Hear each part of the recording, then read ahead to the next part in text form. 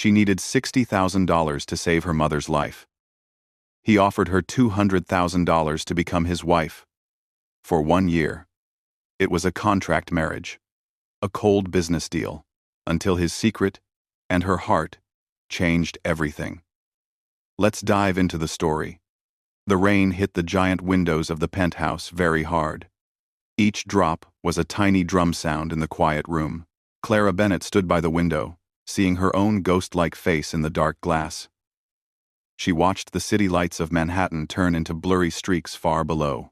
In this tall, fancy building, a woman was about to make a choice that would change her whole life.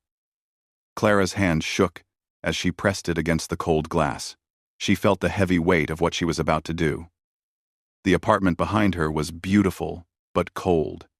Shiny marble floors, art that cost too much money, and furniture that looked like it belonged in a museum. It was the kind of beautiful that felt lonely. Clara had grown up in a small, noisy apartment where she could hear the neighbors talking.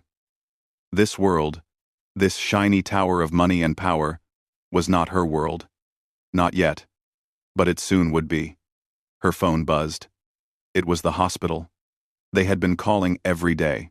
The message was always the same. Her mother's sickness was getting worse. The special medicine, the last hope, cost a lot of money.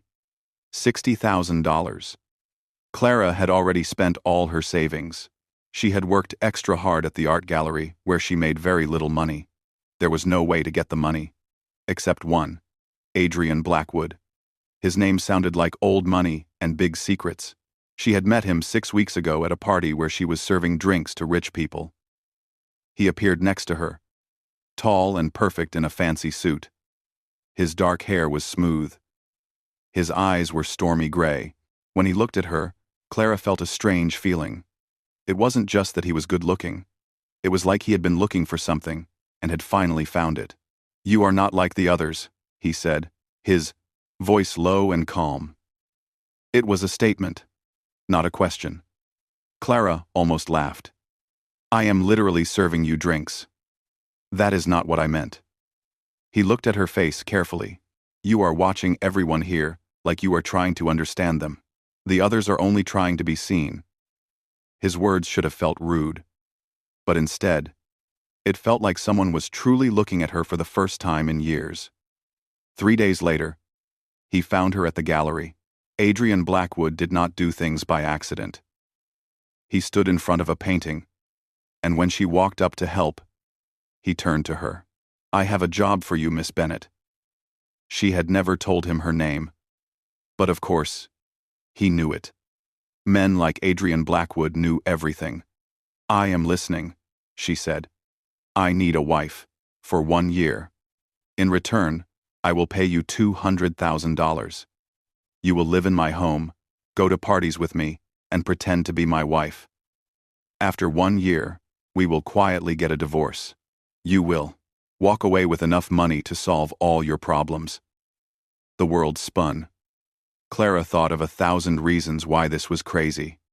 Why? The word was a tiny sound. "Does it matter?"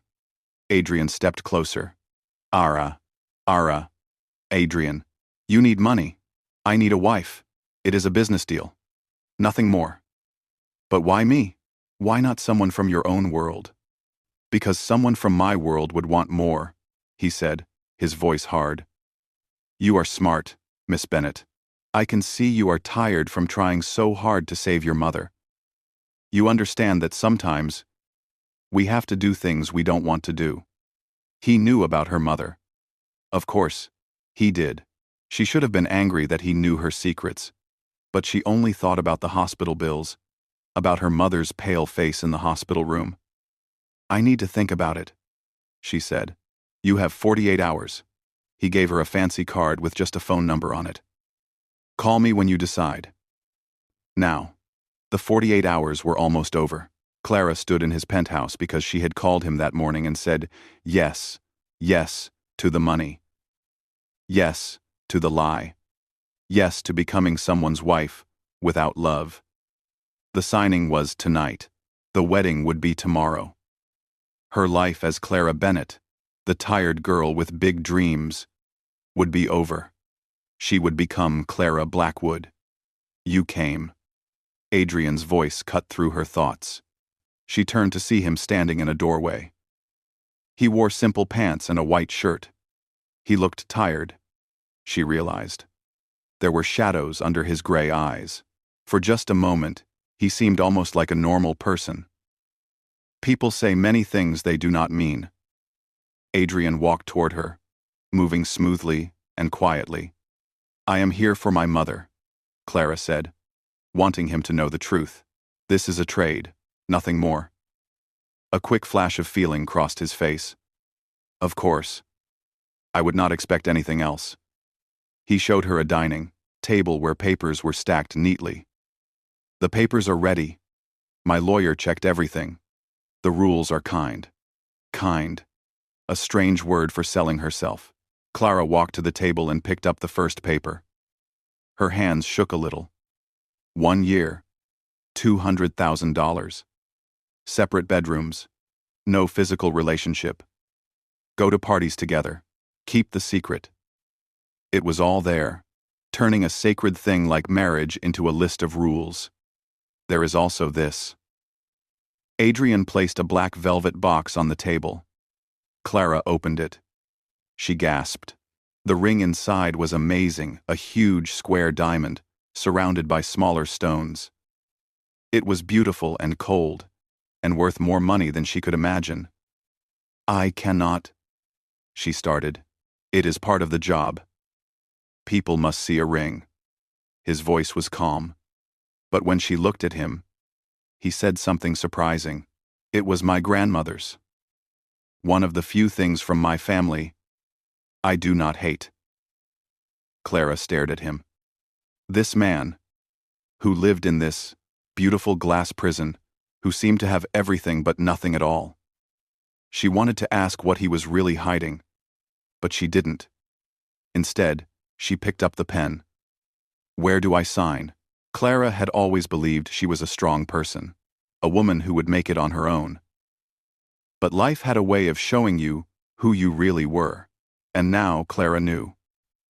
She was the kind of woman who would marry a stranger for money.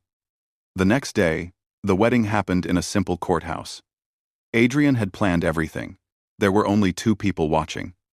His sharp lawyer, Catherine, and a man named James, who was Adrian's friend. James looked at Clara like he wanted to warn her about something. Clara wore a plain dress. Adrian wore another perfect suit. When the judge asked Adrian if he would take Clara as his wife, his answer, I do, was steady and showed no feeling. When it was Clara's turn, she looked into those storm-gray eyes. She tried to find a hint of what this meant to him, but Adrian's face was like a locked door. I do, she whispered.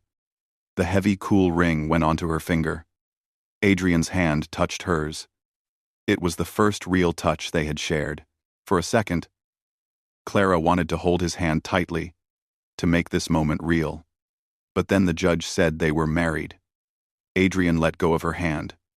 The moment was gone. The first money transfer has been sent, Catherine said. The money should be in your account soon. Mrs. Blackwood. Mrs. Blackwood. The name felt strange. Later, in Adrian's fancy car, Clara checked her phone. $100,000 was sitting in her account. It was real. She immediately sent $60,000 to the hospital. Her mother's treatment could continue. That was why she had done this. Your friend Maya has been calling you, Adrian said. Clara looked at her missed calls. 7 calls from Maya. She is worried about me. You did not tell her. How do you tell your best friend you just, end quote, married someone for money? That you are now living in a stranger's penthouse and pretending to be his wife? You tell her the truth, Adrian said. He looked up from his phone, and there was a flash of sadness in his eyes. People who love us deserve honesty, even when it is hard. Do you have people who love you? Clara asked quickly. I did. Once. He went back to his phone. The talk was over, but Clara had seen it a quick moment of pain. Adrian Blackwood, with all his money and power, was desperately alone. The penthouse felt different when Clara came back with her 2 old suitcases. Adrian showed her to her room, a giant suite with its own fancy bathroom and a huge empty closet. A fashion expert will come tomorrow to get you the right clothes for the parties we must attend, Adrian said, standing at the door. My lawyer will tell you about the parties. The first one is Friday. You must know the simple story of our relationship. Our love story, you mean. Clara put down her suitcases. How did we meet? When did we fall in love? We met at the charity party 6 weeks ago. I liked how smart and beautiful you were. Right away, we started seeing each other quietly. I proposed because I realized I needed you. You said yes because you saw something special in me. Adrian said it like he was reading from a paper. Right. Because nothing says romance like a paper that makes you do things. Clara's voice was bitter. Adrian's face grew a little hard. This was your choice, Clara. I gave you a chance to say no. You said yes. I know. She sighed, suddenly very tired. I am sorry. This is all very strange. It will not always feel this way, he said, a little softer. You will get used to it. People are good at changing. He turned to leave, then stopped. I work late most nights. You will have the penthouse mostly to yourself. You can eat anything you want. I only ask that you respect my space, and I will respect yours. We are playing a role for the world, but inside these walls, we are just 2 people sharing a space. Nothing more is needed. After he left, Clara sank onto the huge bed. Her phone buzzed. Maya, again. Clara looked at the screen. Adrian's words came back to her. The people who love us deserve honesty. She answered. Maya, I need to tell you something, and I need you to not judge me until I am done. Clara told her everything. The job offer, the paper, the wedding in the courthouse with no love. She told her about the money and her mother, the choice that wasn't really a choice. When Clara finished, Maya was quiet for a long time. Are you safe? Maya asked, her voice careful. This man, Adrian. Will he hurt you? No, Clara realized she believed it. I think I am safe. Physically, anyway. Okay. Good. Another pause. Clara, I will not lie. This sounds crazy and dangerous, but I know you. You would not have done this unless you had no other choice.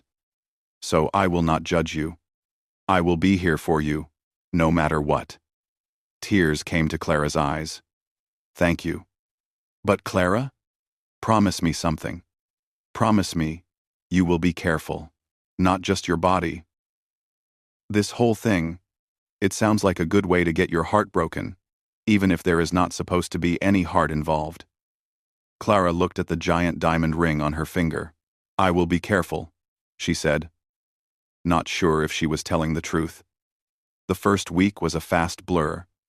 The fashion expert, a skinny woman named Dominique, filled the massive closet with expensive clothes. Clara felt like a doll being dressed by someone else. Catherine, the lawyer, came by to teach Clara about the parties. Smile, but not too loud. Be smart, but not scary. Touch Adrian's arm, sometimes it shows you are close. So, basically, be the perfect accessory, Clara said sadly. Catherine's face did not change. Essentially, yes, that is what you are, being paid for. The words hurt because they were true. Clara was a worker, playing a role. She had to remember that. But then, there were small moments that did not fit the story. Like the way Adrian left fresh coffee in the kitchen every morning. Exactly how she liked it. Even though she had only mentioned it once. Like the night Clara woke up from a bad dream about her mother, and she found Adrian awake in the living room, reading. He did not ask questions. He just let her sit nearby until she felt safe again. Or the time she saw him standing by the window, with an expression of such deep loneliness that it hurt her own chest. There were cracks in Adrian's strong wall. Small moments she wasn't supposed to see. Clara found herself watching for them, curious about the real man underneath the rich boss. The first big party, the gala, arrived too fast. Clara stood in front of the mirror in a beautiful blue dress. She looked like a different person. "You look beautiful." Adrian's. The voice came from behind her. He was in a black suit, looking very powerful. But his eyes, when they met hers, held something warmer than before. Something that made her heart skip. "Thank you." She was nervous. "I feel like I am pretending." "We are all pretending." He walked closer. "But this will help with the illusion." He held up a diamond necklace that cost more than a house. "May I?" Clara turned around. Adrian's fingers brushed the back of her neck as he locked the clasp. The touch was soft, and goosebumps rose on her skin. "Perfect," Adrian whispered. In the mirror, they looked exactly like what they were supposed to be, a powerful, beautiful couple. The lie was perfect. "Ready?" Adrian offered his arm. Clara took it. "As I will ever be." The party was a shining mass of New York's rich people. Everyone wanted to know about Clara, the mystery woman who had caught the very private Adrian Blackwood. "So you met at a charity party," purred Evelyn Drake, a fancy woman who knew Adrian a long time ago. She was Adrian's ex-girlfriend. How romantic. "Adrian, I did not know you believed in love at first sight." "I did not." Adrian's hand found the small of Clara's back, warm and protective. "Until Clara." The words were fake, but the way he looked at her made Clara's breath catch. He was looking at her like she was the only person in the room. "Clara, you must tell me your secret," Evelyn said. "I tried for 3 years to get Adrian to commit, and you are married after 6 weeks. What is your trick?" "There is no trick," Clara said bravely. "Sometimes you just know." "Well, I hope you are ready for this life," Evelyn said, judging Clara's dress. "Adrian's world is not for everyone." "Good thing I am not everyone." Clara smiled sweetly. She felt like she had just passed a difficult test. "You handled that well," Adrian whispered in her ear. The night went on, a performance that left Clara tired. Her face hurt from smiling. It wasn't until they were back in the car that Clara finally relaxed. She kicked off her painful high heels. "You did well tonight," Adrian said, sounding truly proud. "I feel like I just ran a race while everyone was watching." "That is pretty accurate." Adrian loosened his tie. He looked even more exhausted. Clara noticed how thin he was. His face sharper than before. "Are you okay?" Clara asked, the question just popping out. Adrian stopped touching his tie. "Why do you ask? You look tired." "More than tired.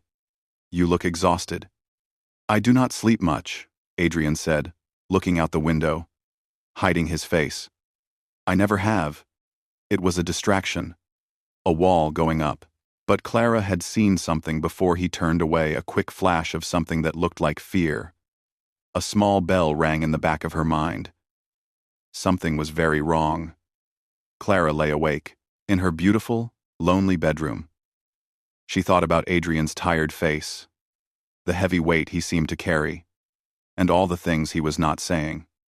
She had agreed to be his wife, in name only, but caring, she was learning, wasn't something you could control with papers. It crept in through the cracks. The weeks blended together. Clara learned the rules of the rich world. She learned to read Adrian's small signals across a room. A tilt of the head meant it was time to leave. A touch on her elbow meant to talk more. They became, in their own strange way, a team. This was more dangerous than Clara had thought. The more time she spent with Adrian, the more she saw the good in him. He was kind to homeless people. He stayed up late to help his workers, Sometimes, late at night, she heard him playing sad music on the piano. Clara listened, trying to understand the man behind the contract. "Are you falling for him?" Maya asked her one day at lunch. "What? No. Of course not." Clara denied it too fast. "This is a business deal. You talk about him differently now," Maya said gently. "You look at that photo of you two like he matters to you." "Clara, that is not acting." Clara wanted to argue, but what if Maya was right? What if she had started to care about Adrian? She decided she would be more careful. She would remember the contract. She would protect her heart. The plan lasted exactly 3 days. On the 4th day, Clara came home early and found Adrian's office door slightly open. As she walked past, she heard something that made her freeze. Adrian was on the phone. His voice, usually so controlled, was shaking with fear. "I understand the prognosis, Dr. Matthews." "Yes. I know the timeline." "No. I have not told anyone. I will come in next week for the next tests." The phone clicked down. Then a heavy, horrible silence. Prognosis. Timeline. Tests. The exhaustion she had noticed. Adrian was sick. Not just tired or stressed. Seriously, sick. And he had not told her. Before she could think, Adrian stood in the doorway. The look on his face confirmed everything. He knew, she had heard. He looked completely heartbroken before his mask snapped back on. "Clara." His voice was steady, but his eyes were not. "How long have you been standing there?" 8. Long enough. Clara's voice was surprisingly firm. "Adrian, what is going on? What prognosis? What timeline?" He looked at her for a long time. Then his face crumbled just a little. He stepped back and pointed her into his office. "Come in. Close the door." Clara sat down, her hands shaking. Adrian walked to the window, his back to her. "I am dying." The words were flat, like a stone dropping. "I have very bad cancer. Stage 4. They cannot operate. The doctor gave me 12 to 18 months. I am now at month 8. Clara froze. Adrian. Dying. The man who seemed so strong and perfect. Dying. "That is why you needed a wife," Clara said, her voice sounding far away. "That is why the 1-year contract." "Yes." Adrian still faced the window. "There are legal problems. My company, my money, they need certain rules met for a smooth changeover. A wife simplifies the legal mess. And there are people waiting for me to die so they can tear apart everything I built. Having a wife, someone who might inherit, makes their plans difficult. It buys time for my real plans to work. So I am a legal strategy," Clara said, her voice hard. "A chess piece in your final game."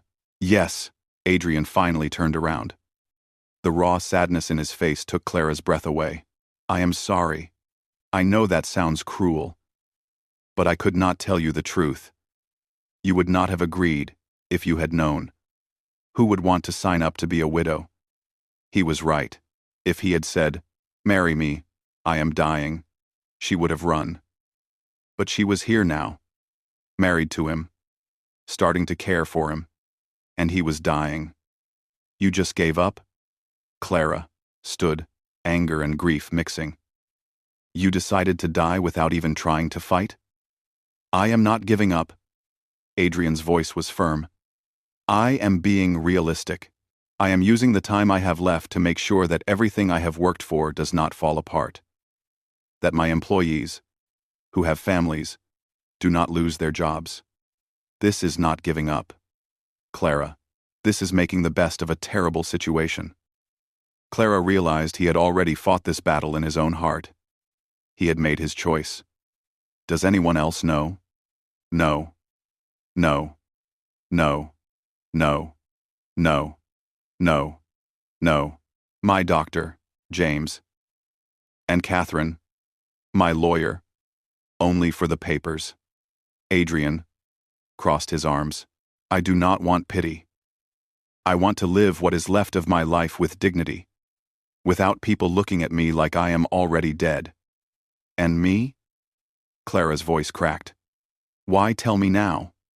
I, I, because you heard the call, and because you are too smart to miss the signs for much longer. And because, he struggled to say the next words, because you deserve to know what you have actually signed up for. This is not just a business deal anymore, if it ever really was. You are living with a person who is dying. That is not fair to you. Life is not fair, Clara said, remembering her mother's words. But I made a promise. 1 year. I plan to keep it. Relief. And something deeper flashed in Adrian's eyes. Thank you. Clara stood up. She needed to leave. To think.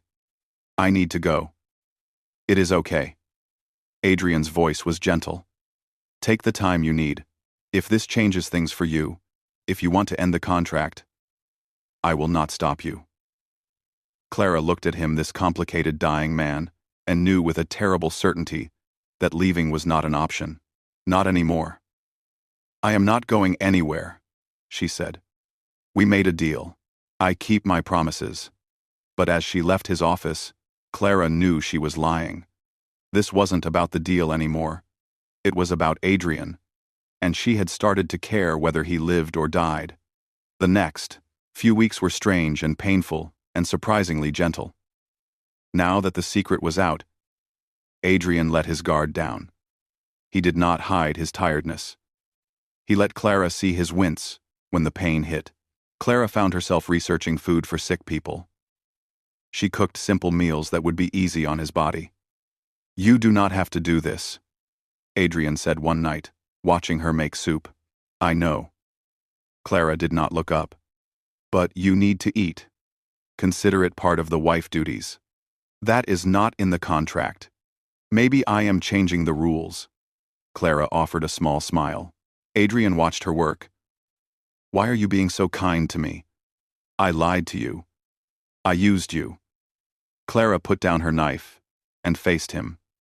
Because you are human, Adrian, and you are scared, and you are dying. I cannot stop any of that, but I can make soup. I can sit with you when the nights are long.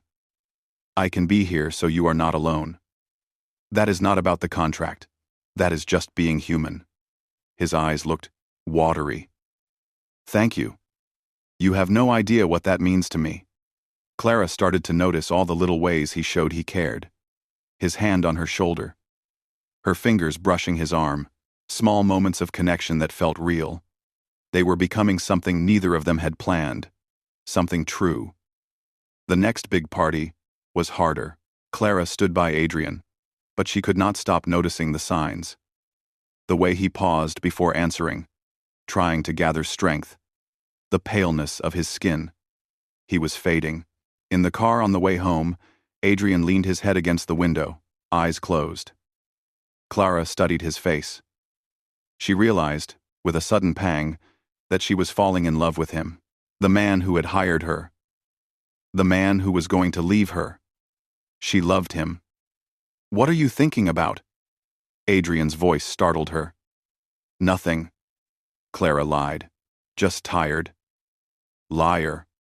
His tone was loving. Whatever you are thinking, it is making you look like someone just told you. A secret you did not want to know. When they got home, Adrian stopped in the hallway. Will you stay up with me for a while? I do not want to be alone. Clara nodded, her throat tight. I will make tea. They sat on the couch together. The rain started again outside. Adrian had changed into soft clothes, and he looked younger, more human. Tell me about your family, Clara said. Adrian told her about his parents dying when he was 12. How his grandmother raised him, but he was mostly left alone. I think that is when I learned to be alone, he said. When I realized that letting yourself love people just meant more pain when they left. Is that why you never married? Why you kept everyone far away? Probably. He smiled sadly. I am good at business, relationships, clear rules, boundaries. But real closeness? I am terrible at it. And then you got sick. And then you got sick, Adrian repeated. And I realized I was going to die completely alone. No wife, no children. No one who would truly miss me. Clara's hand found his, and their fingers linked. That is not true anymore. Adrian looked at their joined hands. Isn't it? You are here because of a paper, Clara. When I am gone, you will take your money and move on. Stop. Clara squeezed his hand. You are not just a contract to me, Adrian. You have not been for a while. I know this complicates everything, but it is the truth. You matter to me. Clara. His voice was rough. I am not finished. She cupped his face in her hands. I am scared. I am terrified. But I care about you, and I am not going to run away just because it is hard. You are not alone anymore, Adrian. Not while I am here. For a long moment, Adrian just stared at her. Then he was kissing her. It was not a fake kiss like at the courthouse. This was real and desperate. When they finally pulled apart, Adrian rested his forehead against hers. This is a terrible idea. I am going to hurt you. I am going to break your heart just by dying. I know, Clara whispered back. I don't care. You should care. You should protect yourself. Maybe. Clara smiled sadly. But I would rather have whatever time we have than wonder what could have been. Adrian kissed her again, very softly. They stayed on the couch for hours, talking and touching, sharing their biggest secrets. Adrian told her about his dreams he would never finish. Clara told him about her childhood. As the sun came up, Clara was curled against Adrian's chest. Thank you for not running away when you found out the truth, he whispered. Thank you for staying. Clara kissed his heart. Where else would I go? The days that followed were both the happiest and the saddest of Clara's life. They were truly together now. Clara moved into his room. They would wake up holding each other. Adrian would work from home more, and Clara would bring him lunch. They had become a real husband and wife. But Adrian was getting weaker. The bad days were more frequent.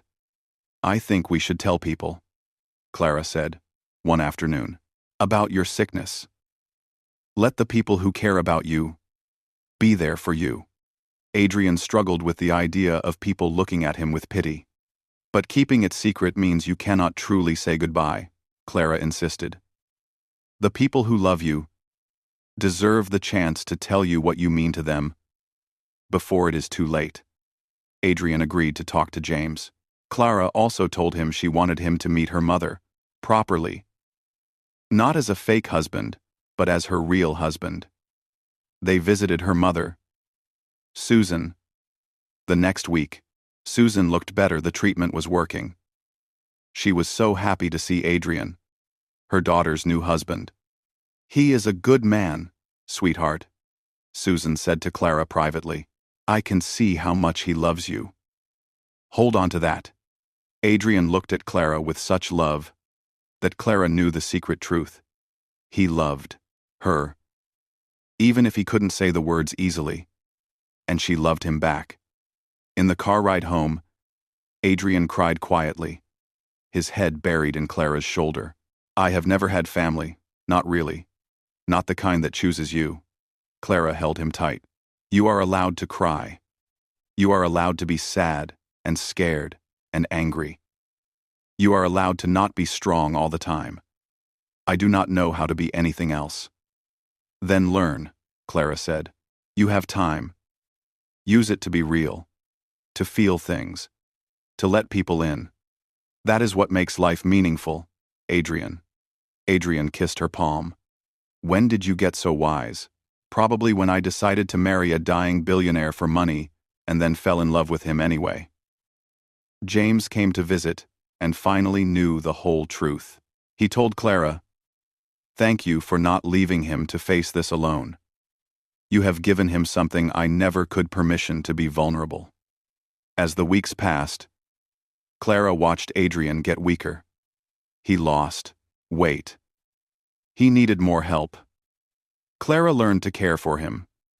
She knew which medicine to give for pain and how to help him when he was too weak to move. She learned to cherish the good days. On a good day, Adrian insisted they go to the art gallery where they had first talked about the contract. "I want to see where you were before I messed up your life," he said.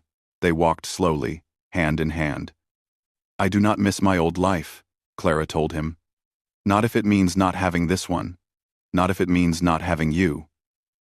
I do not deserve you." "Probably not." Clara smiled. "But you have me anyway." They bought a small painting that day, a peaceful landscape of blue and green. They hung it in their bedroom. The first time Adrian collapsed, Clara thought she had lost him. At a dinner party, he suddenly fell, his body giving out. Clara and James caught him. The hospital kept him overnight. Clara stayed by his side, holding his hand. "Promise you, will not leave me alone when it happens?" Adrian murmured, half awake. "I promise." Clara kissed his temple. "When the time comes, I will be right here, holding your hand. You will not be alone." In early autumn, Adrian agreed to have a special nurse, Patricia, come to the penthouse. Patricia helped Clara care for him. The nights were the hardest. Adrian was in more pain. He would wake up confused, sometimes asking Clara if she was real, or if he had made her up. "I am real," Clara would whisper, holding him. "I am right here. I am not going anywhere." October brought one last gift of good days. Adrian insisted they go to Central Park to see the autumn leaves. "I used to hate autumn," Adrian said, watching the leaves fall. "It felt like an ending. Everything dying. And now, I think it is beautiful," he said. "Things die, but they do it beautifully. Thank you for showing me how to see beauty in endings." That night, Adrian asked Clara to write letters for him to James, to his friends, to his employees, and to Clara's mother. Then he went into his office alone to write one last letter. He sealed the envelope and gave it to Clara. "Do not open it until after I am gone," he said. Clara put it in her drawer, trying not to think about the day she would have to read it. November came too quickly. Adrian's health went downhill fast. One afternoon, Adrian woke up with unusual clarity. He asked Clara to help him to the living room. He wanted to sit by the windows and see the city one more time. "Tell me about your plans," Adrian said, his voice a whisper. "After. What will you do with your life when you are free of me?" "I will go back to school, finish my art history degree, maybe open my own gallery. I will take care of Mom."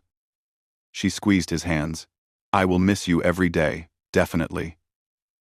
Beautiful things life can offer. Promise me you will let yourself love again when you are ready." "I promise."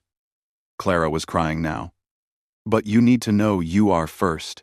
Adrian, you are the one who taught me what it means to really love someone. That does not go away. I love you." The words were strong, despite his weakness. "I love you, Clara Bennett Blackwood. Loving you has been the best part of dying." "Does that make any sense?" "It makes perfect sense." Clara climbed into the chair with him, holding him close. "I love you too." They sat like that for hours, watching the sun set over the city. As darkness fell, Adrian stirred. "Clara, I am here. I am tired. Really tired. I think I am ready to sleep now." Clara understood. Ready to let go. "Okay," she whispered. She helped him back to bed. Clara climbed in beside him. "Tell me a story," Adrian murmured. "Something happy. Something with a good ending." So, Clara told, for him a story. She told him about a girl who married a stranger for money, and how they found something real and beautiful together. "And they lived happily ever after?" Adrian asked. his voice distant. They loved truly and deeply for as long as they had, Clara corrected gently. And that was its own kind of happy ending. They were lucky. In their way. Lucky, Adrian echoed. His breathing was changing now, becoming very shallow. I was lucky. Got to love you. Worth it. All worth it. I was lucky too, Clara whispered. Clara? Adrian's eyes opened one last time, finding hers. Rest now. I am right here. I won't leave. I know. Adrian's eyes closed. Always knew. My. Clara. Mine. Yours. She agreed. Then, sometime in the deep hours of the night, there was a final breath, and then no more breaths. Clara felt the exact moment Adrian Blackwood left the world. She held him for a long time. The sun was rising over Manhattan when she finally found the strength to call for help. The funeral was small. James spoke about loyalty and friendship, and how Adrian had finally let someone in. Clara stood beside him, unable to speak, holding on to her grief. Maya stayed with her for the first week, making sure Clara took care of herself. Clara's mother came by daily, now strong enough to comfort her daughter. 2 weeks after the funeral, James gave her the letter. He made me promise to give it to you after, but not too soon. He said you would need time first. Clara waited until she was alone to open it. Adrian's writing was shaky, but the message was clear. My dearest Clara, if you are reading this, I am gone. I need you to know some things. First, none of this was your fault. You gave me more than I had any right to hope for genuine love. You made my last months the best of my life. That is the simple truth. Second, I need you to forgive yourself for any guilt. You could not save me. No one could. What you did was better. You loved me. That is a gift beyond price. Third, and most important, live. Really live. Do not just go through the motions. Fall in love again. Build the gallery you dreamed about. Laugh until your stomach hurts. Let yourself be happy without guilt. Every happy moment, you have honors what we had. I have left you more than we agreed to. Enough money that you will never have to worry again. I want you to have freedom. Freedom to live the life you deserve. Use it well. The penthouse is yours. If you want it. James has instructions to help you with whatever you decide. I want you to know that marrying you was the smartest business decision I ever made. Because it brought me you. It brought me love when I thought I was beyond it. You understood me better than I understood myself. You saw through all my walls to the scared, lonely man underneath. And you loved him anyway. That is everything, Clara. That is the whole world. So thank you. Thank you for saying yes. Thank you for staying when you learned the truth. Thank you for loving me through the hardest thing we ever faced. Thank you for keeping your promise to stay with me at the end. I love you. I will love you beyond death. Beyond time. Live beautifully, my Clara. That is all I ask. Forever yours. Adrian. Clara read the letter 3 times, crying freely. She could hear Adrian's voice in every line. She knew he had finally found peace. The days that followed were still hard, but Clara slowly returned to the world. She started painting again. She laughed with Maya. She accepted comfort from her mother. James became a good friend, helping her sort out Adrian's business. 3 months after Adrian's death, Clara decided not to keep the penthouse. It was too empty. Instead, she gave it to a foundation. James helped her start the Adrian Blackwood Foundation for Cancer Research. She found a smaller apartment, bright and full of windows. She hung the landscape painting in her living room, and every time she saw it, she thought of Adrian and felt grateful instead of destroyed.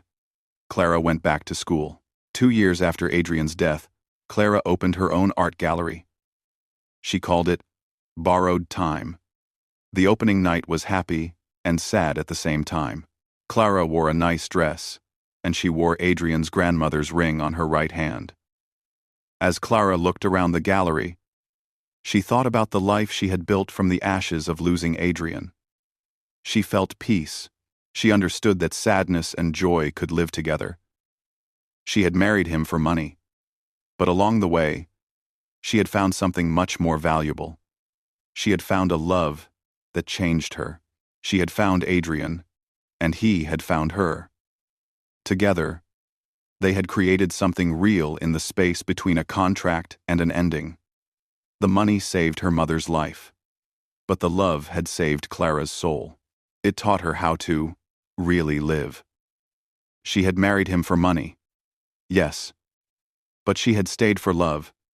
She had grieved for love, and she was living, truly living, the way Adrian had asked her to, for love. And that, Clara thought as she finally put the letter away and prepared for bed, that was its own kind of happy ending. Not the one she'd imagined or hoped for, or would have chosen, but the one she'd received, and the one she'd learned to carry with grace. Thank you for listening to Clara's story. If you enjoyed this journey of unexpected love and loss, please don't forget to hit the like button, subscribe to the channel for more emotional stories, and ring that bell so you never miss an upload. Let me know in the comments below. If you were Clara, would you have accepted Adrian's proposition?